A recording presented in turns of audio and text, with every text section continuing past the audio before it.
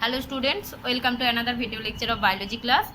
So in this video we will discuss about the energy sheet of aerobic respiration. অর্থাৎ আগের ভিডিওতে আমরা aerobic রেসপিরেশনের total যে স্টেপগুলো সেগুলো কমপ্লিট করে এসেছি, একদম গ্লাইকোলাইসিস থেকে শুরু করে অক্সিডেটিভ ফসফোরাইলেশন পর্যন্ত।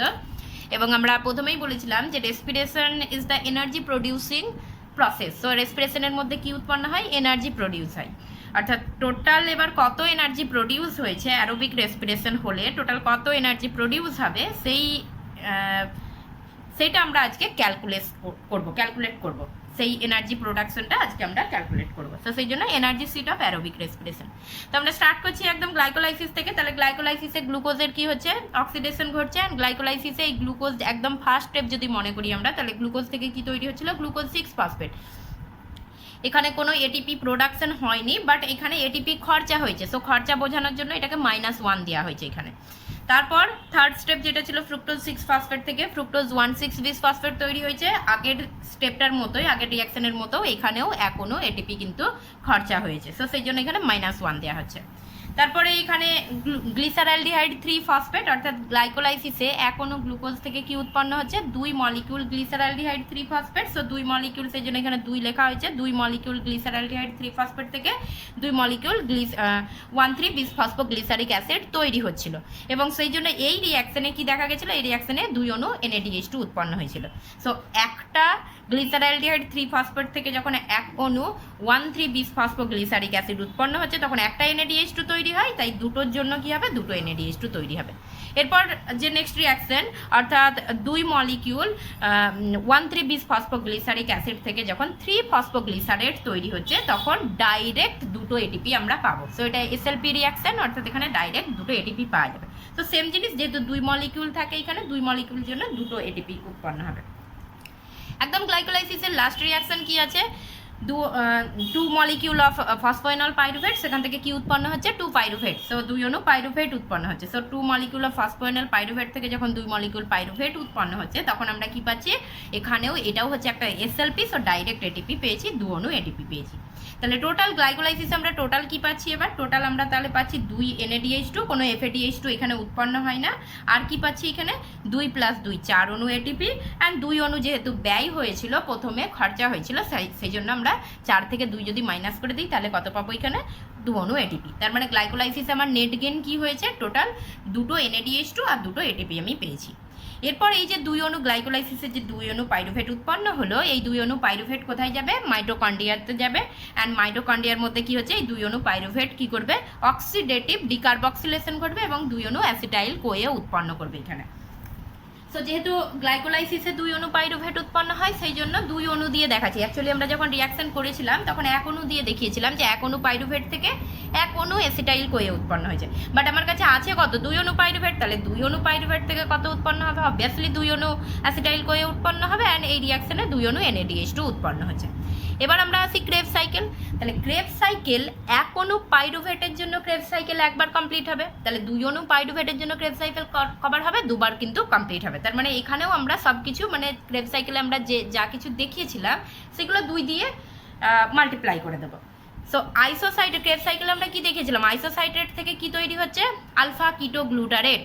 সো 1 অণু আইসোসাইটেট থেকে 1 অণু আলফা কিটোগ্লুটারেট তৈরি হবে। 2 অণু ক্রেবস সাইকেল যদি দুবার চলে তাহলে অবভিয়াসলি 2 অণু আইসোসাইটেট থেকে 2 অণু আলফা কেজি তৈরি হবে। আর এখানে আমরা কি পেয়েছি? এখানে 2 অণু NADH2 পেয়েছি। এরপর আলফা কিটোগ্লুটারেট থেকে যখন সাকসিনাইল কোয়ে উৎপন্ন হচ্ছে তখনও সেম রিয়াকশন, আগের রিয়াকশনের মতোই এটাও অক্সিডেটিভ ডিকার্বক্সিলেশন ঘটে। আর এখানেও আমরা 2 অণু NADH2 পাই। এরপর সাকসিনাইল কোয়ে থেকে যখন সাকসিনেট তৈরি হচ্ছে তখন এটা একটা SLP রিয়াকশন। এখানে কি হচ্ছে? এটিপি তৈরি হবে, 2 অণু এটিপি তৈরি হবে। সো এখানে অ্যাকচুয়ালি আমরা দেখিয়েছিলাম GDP থেকে GTP তৈরি হচ্ছে। সো তারপর কি হবে? GTP তার ফসফেটটা ADP-কে দিয়ে দেবে এবং সেখান থেকে ATP তৈরি হবে।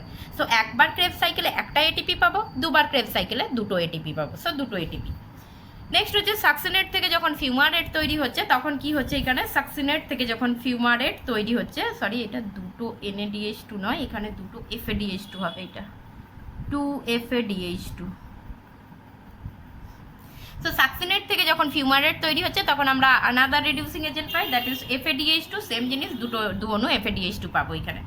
অ্যান্ড ম্যালেট থেকে যখন অক্সালো অ্যাসিটিক অ্যাসিড তৈরি হচ্ছে তখন আগেন আমরা দু অণু NADH2 পাবো। তাহলে এইখানে আমরা শুধু ক্রেভ সাইকেলে আমরা কটা পেলাম, তাহলে ক্রেভ সাইকেলে আমরা কটা পাচ্ছি দেখি এখানে, তাহলে দুটো NADH2, চারটে, 5টা, 6টা NADH2 পাচ্ছি। আচ্ছা, এবার গ্লাইকোলাইসিস থেকে টোটাল যদি আমি ক্যালকুলেট করি তাহলে কত হচ্ছে, গ্লাইকোলাইসিসের দুটো NADH2, পাইরুভেটের অক্সিডেটিভ ডিকার্বক্সিলেশনের দুটো, তার মানে 2 2 4, আর ক্রেব সাইকেলে এখানে এইগুলো, তাহলে 2 2 4, 5 6 7 8 9 10, তাহলে টোটাল কত হলো আমার 10 NADH2। এবার FADH2 আমরা দেখি, তাহলে গ্লাইকোলাইসিসে আমার কোনো FADH2 কিন্তু প্রডিউস হয় না, এইখানেও কোনো FADH2 প্রডিউস হয়নি, শুধুমাত্র এই জায়গায় FADH2 প্রডিউস হয়েছে, তাহলে 2 FADH2 পেলাম। অ্যান্ড ATP কত পেলাম না, গ্লাইকোলাইসিসে এখানে আমরা ATP পেয়েছি 2 অণু ATP, অ্যান্ড ক্রেভ সাইকেলে আমরা আর 2 অণু ATP পেয়েছি, তার মানে টোটাল কত হচ্ছে 4 ATP হচ্ছে। সো এই হচ্ছে আমার net gain after crave cycle. এইখানে হচ্ছে আমার নেট গেন হচ্ছে এইটা, 10 অণু NADH2 পেয়েছি, 2 অণু FADH2 পেয়েছি, আর 4 অণু ATP পেয়েছি। সো অ্যাকচুয়ালি আমরা বলেছিলাম ইলেকট্রন ট্রান্সপোর্ট চেন পড়ানোর সময় বলেছিলাম যে যেগুলো গ্লাইকোলাইসিস আর ক্রেভ সাইকেলে যেগুলো ডাইরেক্ট ATP উৎপন্ন হয়ে গেছে এইগুলোকে আমরা কিসে কম্পেয়ার করেছিলাম, যে এগুলো ক্যাশ, অর্থাৎ এইগুলোই আমার আর কিছু করার দরকার নেই, সিম্পলি আমি ক্যাশ পেয়ে গেছি, এনার্জি পেয়ে গেছি, 4 অণু ATP পেয়ে গেছি।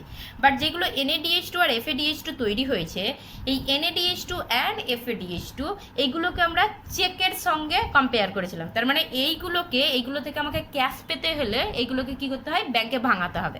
সো একইভাবে এই NADH2 আর FADH2, তার মানে এই NADH2 আর FADH2 এর অক্সিডেশন হলে এইগুলো থেকেও আমরা কিছু ATP পাবো, আর সেই অক্সিডেশনটা কোথায় ঘটেছিল, ইলেকট্রন ট্রান্সপোর্ট চেনে, তার মানে এই NADH2 and FADH2 এরপর ইলেকট্রন ট্রান্সপোর্ট চেনে গিয়ে অক্সিডেশন ঘটিয়েছিল, এবং তারপর অক্সিডেটিভ ফসফোরাইলেশন প্রসেসের মাধ্যমে এই NADH2 আর FADH2 থেকে ATP উৎপন্ন হয়েছিল। তাহলে কত ATP উৎপন্ন হচ্ছে এবার দেখি আমরা। So for one molecule NADH2, 3 molecule ATP is produced, তার মানে এক মলিকিউল NADH2 এর জন্য 3 মলিকিউল করে ATP প্রডিউস হবে। সো এখানে আমরা কত দেখালাম, কত মলিকিউল NADH2 পেয়েছি, এখানে আমরা 10 মলিকিউল, তার মানে কত হচ্ছে 10 × 3, টোটাল কত হয়ে গেল আমার 30 মলিকিউল ATP উৎপন্ন হয়ে গেল আমার এখানে, অর্থাৎ NADH2 থেকে টোটাল গ্লাইকোলাইসিস এবং ক্রেভ সাইকেল মিলিয়ে টোটাল NADH2 থেকে আমি কত পাচ্ছি 30 মলিকিউল ATP। একইভাবে for 1 molecule of FADH2 produce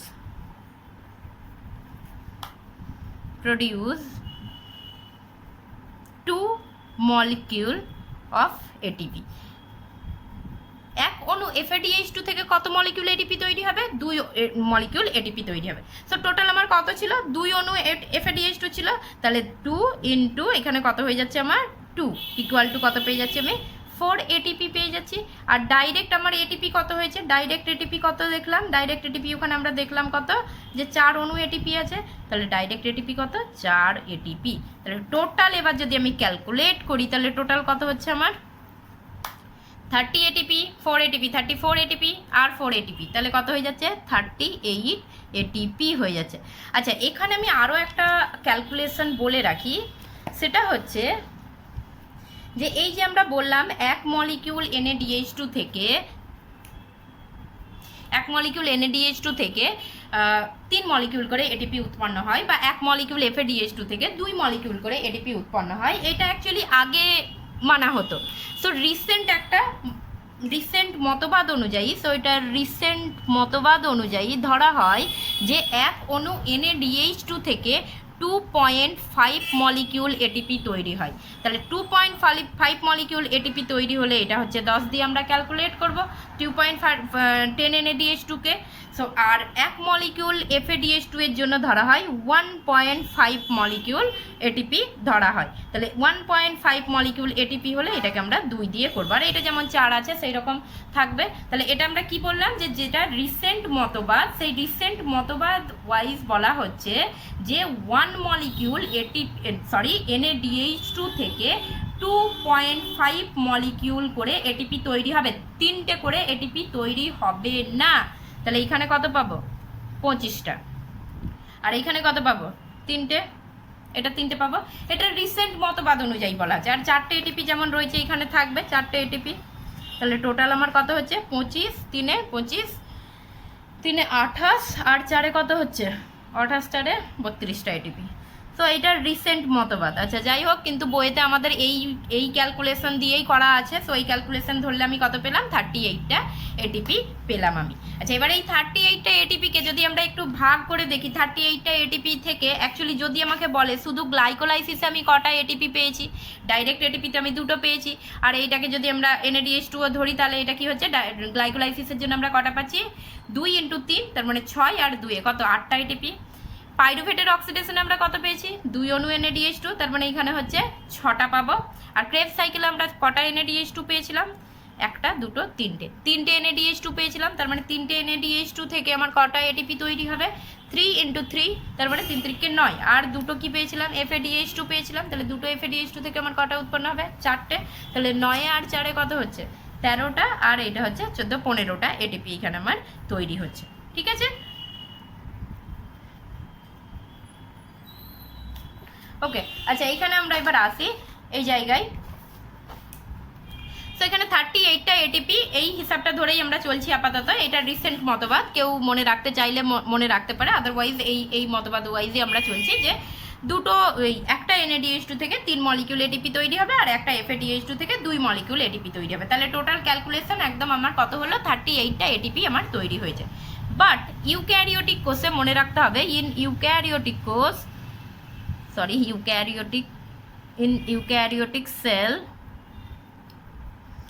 eukaryotic cell 36 net gain of ATP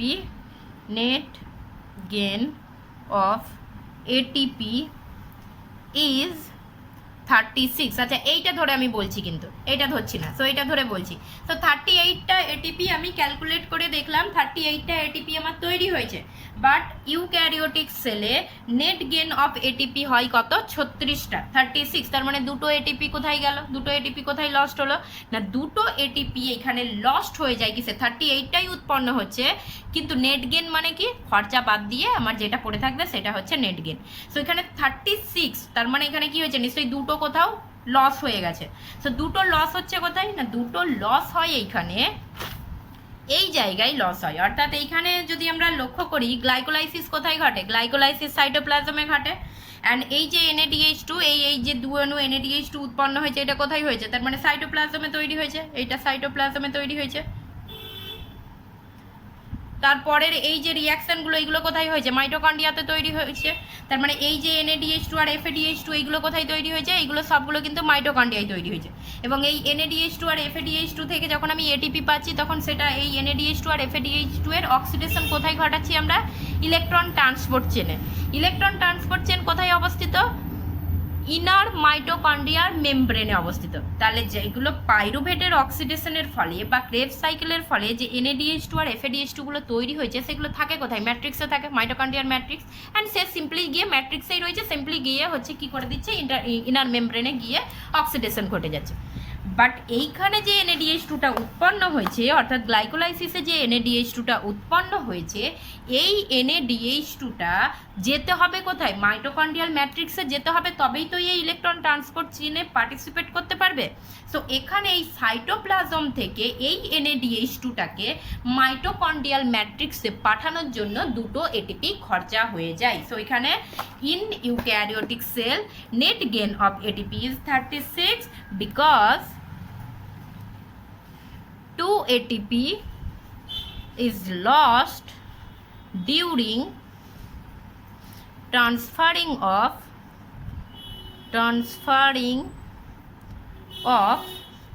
2 NADH2 from cytoplasm to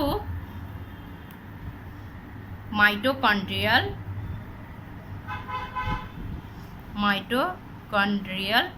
matrix. তো মাইটোকন্ড্রিয়াল ম্যাট্রিক্সে যাওয়ার সময় এই NADH2 দুটো NADH2কে মাইটোকন্ড্রিয়াল ম্যাট্রিক্স সাইটোপ্লাজম থেকে মাইটোকন্ড্রিয়াল ম্যাট্রিক্সে পাঠানোর সময় দুটো ATP খরচা হয়ে যায়। সেই জন্য আমরা এখানে 38 থেকে তাহলে 32 অণু ATP বাদ দিলে নেট গেন আমার কত হচ্ছে 36টা ATP পাচ্ছে। অর্থাৎ এই ব্যাপারটাকে আমি কম্পেয়ার করতে পারি এইরকমভাবে, অর্থাৎ যদি কিছু স্টুডেন্ট রয়েছে তাদের স্কুলে যেতে হবে, তাহলে কিছু স্টুডেন্ট আছে যার স্কুলটা তার বাড়ির কাছেই, তাহলে সে কী করবে, হেঁটে হেঁটে চলে যাবে, কোনো প্রবলেম নেই তার, হেঁটে হেঁটে চলে যাবে, বাড়ির কাছেই স্কুল, হেঁটে হেঁটে স্কুল পৌঁছে গেল। কিছু স্টুডেন্ট রয়েছে যার বাড়ি থেকে স্কুলের ডিস্ট্যান্স অনেকটা বেশি, তাহলে সে হেঁটে হেঁটে যেতে পারবে না, তাহলে তাকে কি করতে হবে, তাকে কিছু ভেহিকেলসের উপরে ইউজ করতে হবে, ভেহিকেলস ইউজ করতে হবে, মানে কিছু ট্রান্সপোর্টেশন কিছু নিতে হবে। তার মানে সে আইদার সেখানে কি করতে পারে, আইদার সেখানে হচ্ছে বাসে করে যেতে পারে, অর্থাৎ বাড়ি থেকে স্কুল বাসে করে যেতে পারে, বা বাড়ি থেকে স্কুল সে ক্যাব নিয়ে যেতে পারে, বা হচ্ছে অটোতে করে যেতে পারে, অর্থাৎ যে কোনো ট্রান্সপোর্টেশন সিস্টেম তাকে ইউজ করতে হচ্ছে। অ্যান্ড এই ট্রান্সপোর্টেশন সিস্টেম ইউজ করলে তাকে কি করতে হবে, টাকা খরচা করতে হবে, অর্থাৎ বাসে চাপলেও টাকা দিতে হবে, আর হচ্ছে অটোতে গেলেও টাকা দিতে হবে, আর ক্যাবে গেলেও তাকে টাকা দিয়ে যেতে হবে। সো এখানেও সেম জিনিস, যেইগুলো ম্যাট্রিক্সে যেই NADH2 আর FADH2 গুলো তৈরি হয়েছিল, মানে ক্রেভ সাইকেলের ফলে যে ম্যাট্রিক্সে যে NADH2 আর FADH2 তৈরি হয়েছিল, তারা সিম্পলি মাইটোকন্ড্রিয়াতেই তৈরি হয়েছে, আর মাইটোকন্ড্রিয়াল ইনার মেমব্রেনে গিয়েই তারা অক্সিডাইজড হয়ে যাচ্ছে।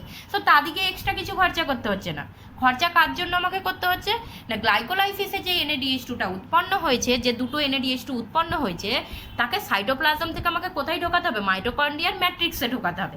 এবার মাইটোকন্ড্রিয়াল ম্যাট্রিক্স এখানে ঢোকাতে গেলে এই যে মাইটোকন্ড্রিয়াটা কি হয়, মাইটোকন্ড্রিয়া এইরকম ধরনের একটা স্ট্রাকচার, একটা বাইমেমব্রেন স্ট্রাকচার, সেই রকম দুটো মেমব্রেন থাকে, এই একটা মেমব্রেন, আর যে ইনার মেমব্রেনটা সেটা এইরকম ধরনের ভাঁজ বিশিষ্ট হয়।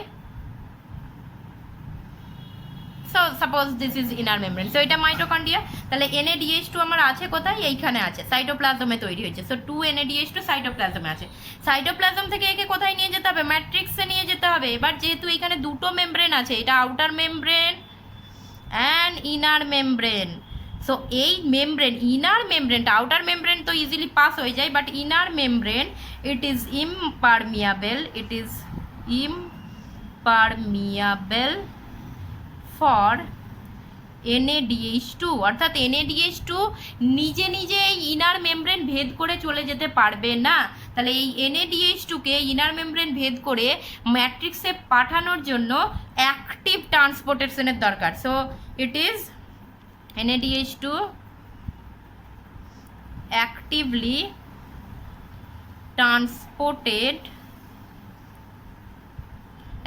transported to matrix at the expense of 2 ATP।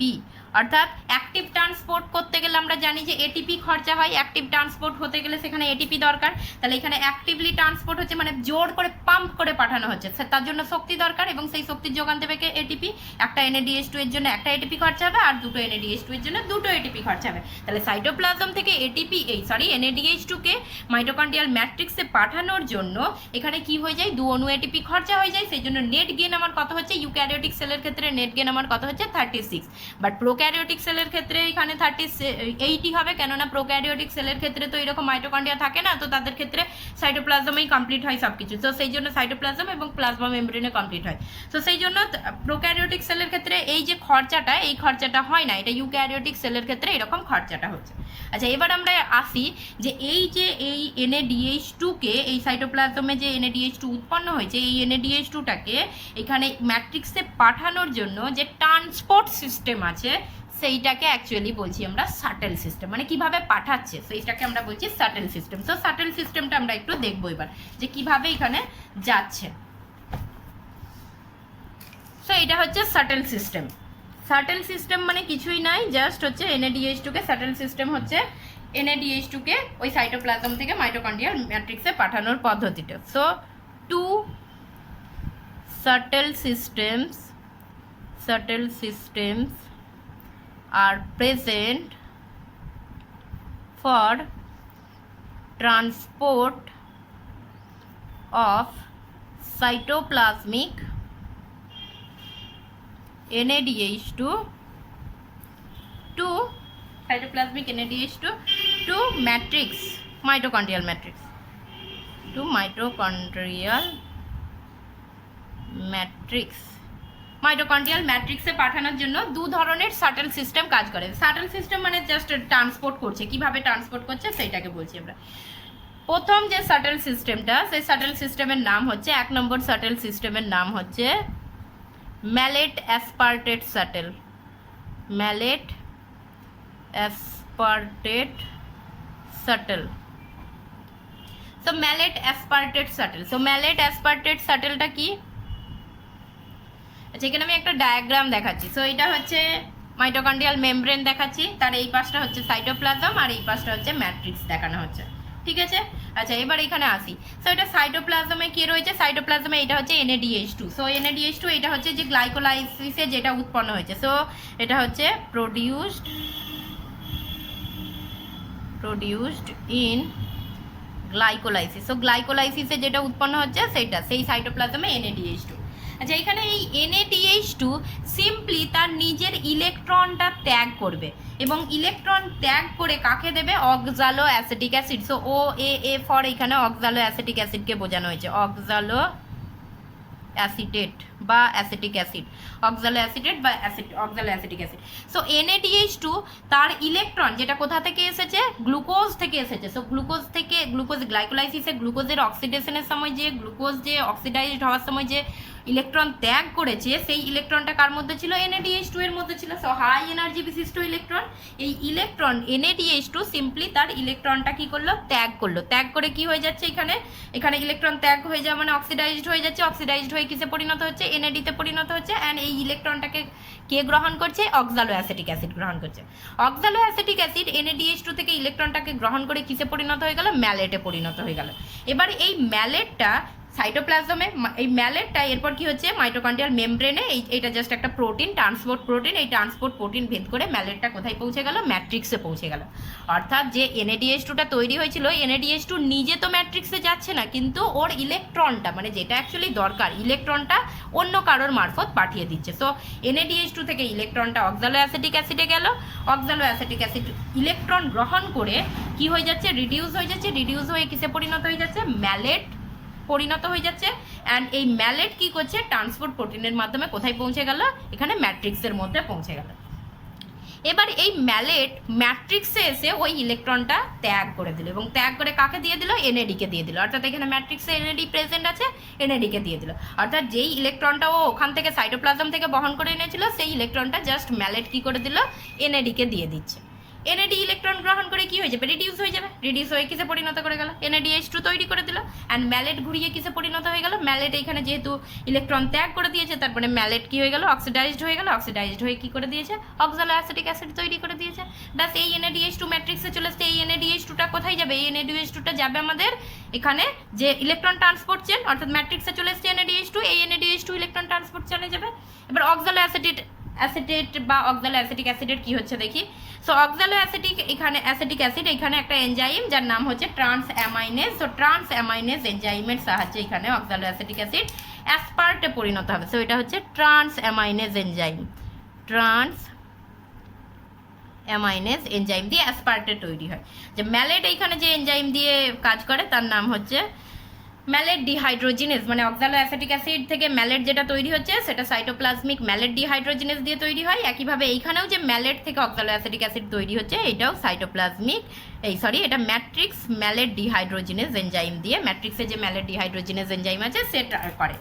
এবার এই যে অ্যাসপার্টেট তৈরি হলো, এই কোথায় তৈরি হয়েছে? ম্যাট্রিক্সে তৈরি হয়েছে। এবং ম্যাট্রিক্স থেকে এই অ্যাসপার্টেটটা আবার কি হবে? এই ট্রান্সপোর্ট প্রোটিন ভেদ করে এখানে সাইটোপ্লাজমে চলে আসবে অ্যাসপার্টেট। অ্যান্ড এই অ্যাসপার্টেট থেকে আবার অক্সালো অ্যাসিটিক অ্যাসিড তৈরি হবে, সেম সেম এনজাইম যার নাম হচ্ছে ট্রান্স অ্যামাইনেজ। সো ট্রান্স অ্যামাইনেজ এনজাইম দিয়ে অক্সালো অ্যাসিটিক অ্যাসিড তৈরি হয়ে যাবে। আবার সেকেন্ড যে NADH2 আছে সে তার ইলেকট্রন ক্যারি করে নিয়ে যাবে। আমি আবার একবার রিপিট করছি, শুধু জাস্ট বোঝার আমাকে এইটুকু, যে এখানে যে গ্লাইকোলাইসিসে যে NADH2 তৈরি হয়েছে, সাইটোপ্লাজমে তৈরি হয়েছে, সাইটোপ্লাজমে এই NADH2টা যেটা তৈরি হলো সে তার ইলেকট্রনটা ত্যাগ করলো, কাকে দিল? অক্সালো অ্যাসিটিক অ্যাসিডকে দিল। তাহলে NADH2 কি হয়ে গেল? কিসে পরিণত হয়ে গেল? NAD-তে পরিণত হয়ে গেল। অক্সালো অ্যাসিটিক অ্যাসিড কিসে পরিণত হয়ে গেল? ম্যালেটে পরিণত হয়ে গেল। এটা এই যে এনজাইম দ্বারা এটা হয় সেটা ম্যালেট ডিহাইড্রোজিনেজ। এই ম্যালেটটা এরপর কি হচ্ছে, সাইটোপ্লাজম থেকে কোথায় যাচ্ছে, ম্যাট্রিক্সে যাচ্ছে। তার মানে NADH2 নিজে যেতে পারবে না, অন্য কারোর হাতে ইলেকট্রনটাকে পাঠিয়ে দিল। যেই হাই এনার্জি বিশিষ্ট ইলেকট্রন, গ্লুকোজের যে হাই এনার্জি বিশিষ্ট ইলেকট্রন ওর মধ্যে ছিল, সেটাকে পাঠিয়ে দিল। তো এখানে ম্যালেট চলে এলো।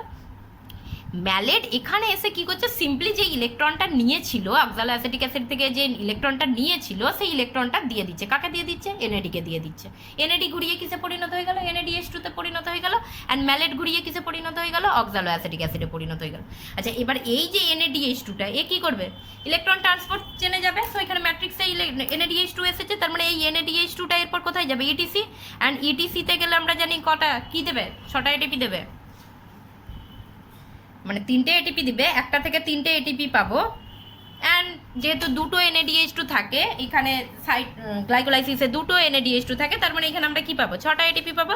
আর অক্সালো অ্যাসিটিক অ্যাসিড এরপর ঘুরিয়ে অ্যাসপার্টেটে পরিণত হবে। অ্যাসপার্টেট ফিরে আসবে কোথায়, সাইটোপ্লাজমে ফিরে আসবে, এবং অ্যাসপার্টেট থেকে আবার অক্সালো অ্যাসিটিক অ্যাসিড তৈরি হবে। সো এই টোটাল সিস্টেমটাকে বলছি আমরা ম্যালেট অ্যাসপার্টেট শাটেল। তার কারণ সাইটোপ্লাজম থেকে ম্যালেট কোথায় যাচ্ছিল, ম্যাট্রিক্সে যাচ্ছিল। আর ম্যাট্রিক্স থেকে অ্যাসপার্টেট, ম্যালেট আবার ঘুরিয়ে অ্যাসপার্টেটে অক্সালো অ্যাসিটিক অ্যাসিড, সেখান থেকে অ্যাসপার্টেটে পরিণত হয়ে এখানে আবার ঘুরিয়ে কোথায় যাচ্ছে, সাইটোপ্লাজমে। তাহলে ম্যালেট অ্যাসপার্টেট শাটেল বলছি। তাহলে এখানে ম্যালেট অ্যাসপার্টেট শাটেলে আমরা কটা পাচ্ছি, বাই ম্যালেট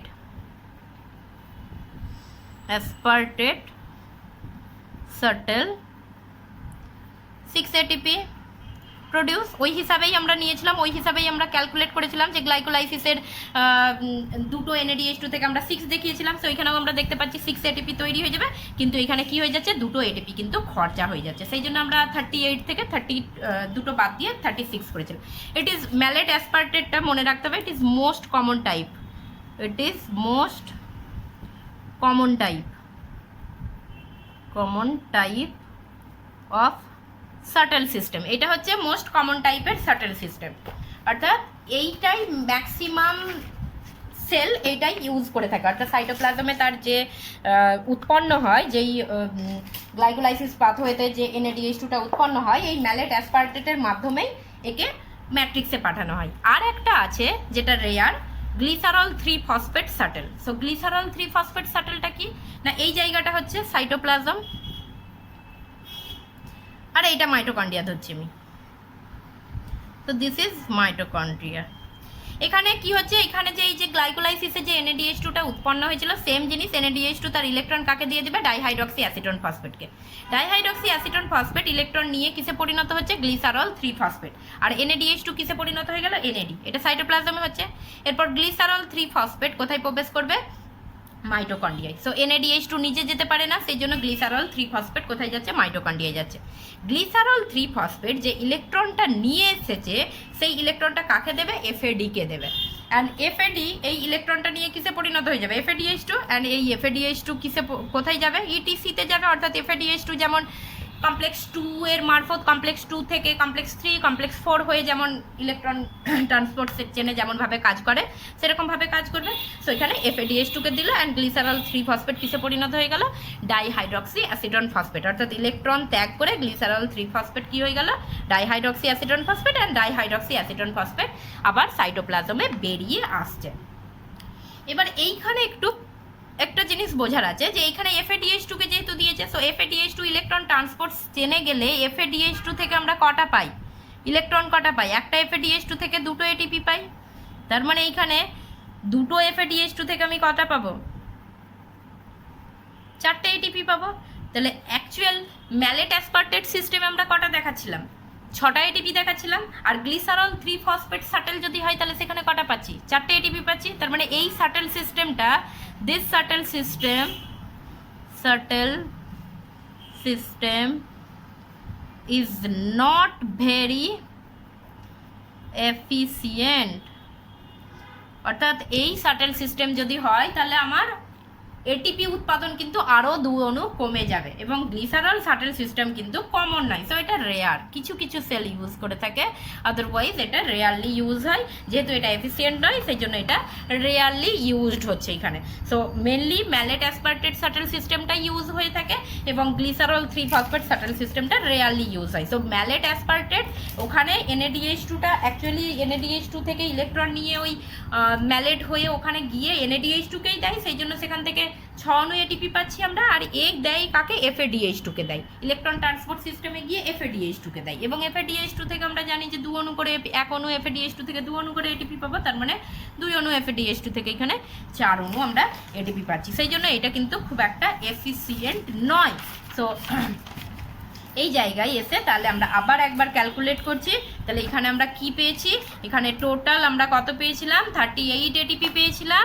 কিন্তু ইউক্যারিওটিক কোষে আমাদেরকে মনে রাখতে হবে যে ইউক্যারিওটিক কোষে এই যে সার্টেন সিস্টেমের জন্য 2 অণু এটিপি ব্যয় হয়ে যায়, সেই জন্য এটা 36 অণু এটিপি কিন্তু তৈরি হয়ে, মানে নেট গেন থাকে, অর্থাৎ যেটা খরচা বাদ দিয়ে যেটা আমার কাছে রইলো সেটা হচ্ছে নেট গেন। তাহলে 36 অণু এটিপি কিন্তু প্রেজেন্ট থাকে। আর যদি এই ক্যালকুলেট আমি করি, রিসেন্ট টাইমের ক্যালকুলেট করি, তাহলে 32 এটিপি, এখান থেকে আবার 2 অণু বাদ দিয়ে দিই, তাহলে কত হবে আমার 30 এটিপি। অর্থাৎ রিসেন্ট মতবাদ অনুযায়ী যদি আমি বলি, তাহলে রিসেন্ট মতবাদ অনুযায়ী ইউক্যারিওটিক কোষের নেট গেন হবে 30 এটিপি।